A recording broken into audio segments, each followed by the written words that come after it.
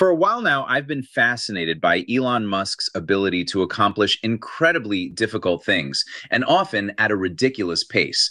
And look, love him or hate him, whatever your feelings about the man, you can't really deny that in terms of sheer output, he's productive.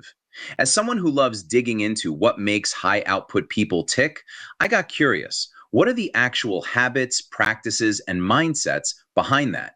So I read Ashlee Vance's biography of him, dug through old interviews and Reddit AMAs, and pulled out 5 lessons, 5 things anyone can apply in their own life.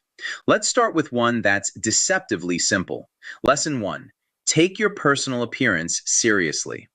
In a 2015 Reddit AMA, someone asked Musk what daily habit had the biggest positive impact on his life. His answer? Showering. Now, my first reaction was that he was probably trolling the guy, and maybe he was, but it made me think about a broader lesson I've genuinely learned for myself. When I take my personal appearance seriously, I take my work more seriously too. If I wake up, shower right away, and put on clothes that make me feel confident, I'm far more likely to have a productive day, even working from home where literally nobody sees me. This is something entrepreneurs discover fast when they start working for themselves, and something a lot of students discover when they leave home for college. Here's the underlying principle. The fewer external structures you have in your life, no boss, no parents, no one forcing a routine on you, the more you have to lean on your own self-discipline and willpower.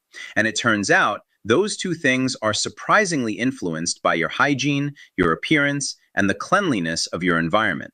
So if you want to be more productive day to day, take these seriously. Shower regularly and dress well.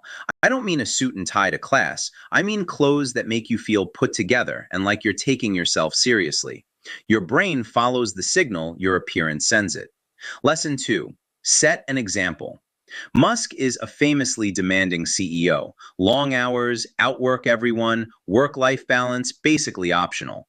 He once told a Tesla employee, roughly, that he wanted them thinking so hard every day that their head hurt.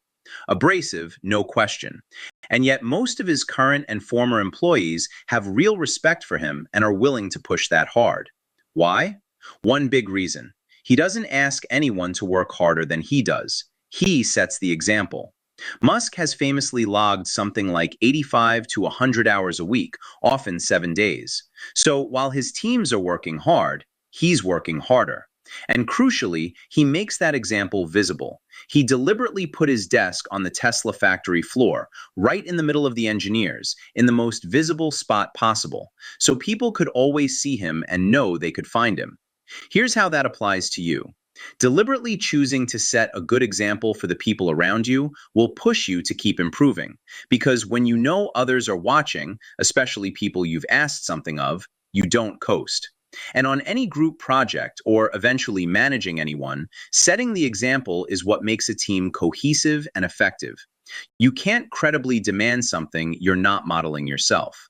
Lesson 3. Set stretch goals. One of Musk's most notorious traits is setting wildly ambitious deadlines, sometimes unrealistically so. Tesla originally promised the first Roadster in 2006. It kept slipping until it finally shipped in late 2008. But here's the flip side, and it's powerful. A former SpaceX executive described it like this. It's as if Musk has everyone building a car meant to drive from LA to New York on a single tank of gas. They spend a year on it, and when they set off, all the VPs privately think it'll be lucky to reach Las Vegas. What actually happens is the car makes it to New Mexico, twice as far as anyone expected, and Musk is still mad. He gets twice as much out of people as anyone else.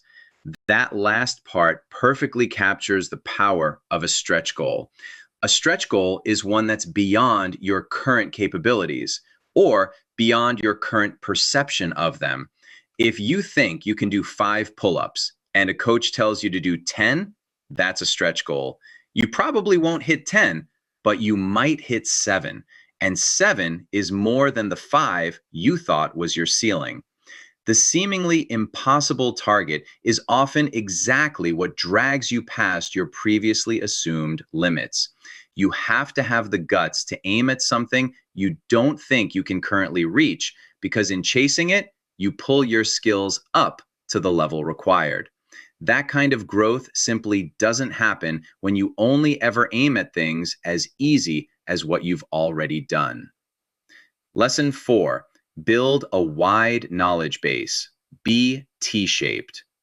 Among tech CEOs, Musk stands out as one of the few who genuinely understands the science behind his own products, the physics, math, and engineering of the cars and rockets.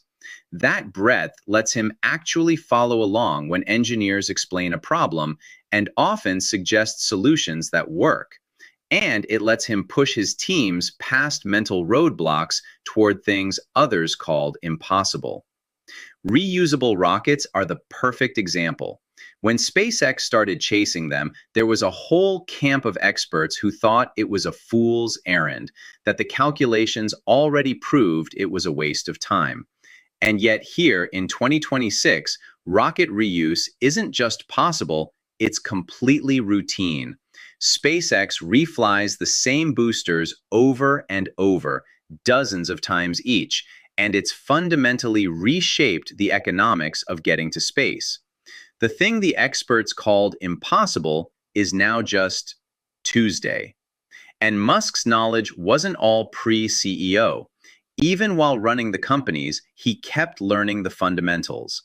There's a great line in Vance's book from an early engineer who said Musk would corner him about some valve or material. The engineer first assumed he was being tested, then realized Musk was genuinely learning, quizzing him until he'd absorbed something like 90% of what the engineer knew.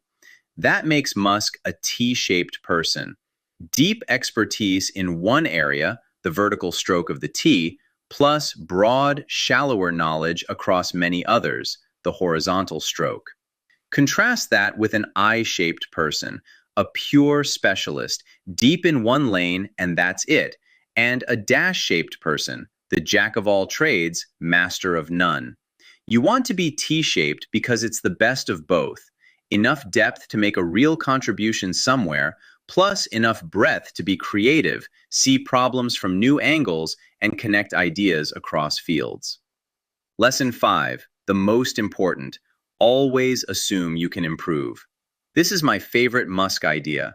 He's said that it's very important to have a feedback loop where you're constantly thinking about what you've done and how you could do it better. That constantly questioning yourself and asking how to improve is the single best piece of advice he has. Musk is never satisfied with where things are. He can be proud of what's been built and still believe every area has something that could be done better, faster, cheaper. My favorite example, he once got a $120,000 quote from a supplier for an electromechanical actuator, a rocket part. Most aerospace companies would have just paid it and passed the cost to the customer.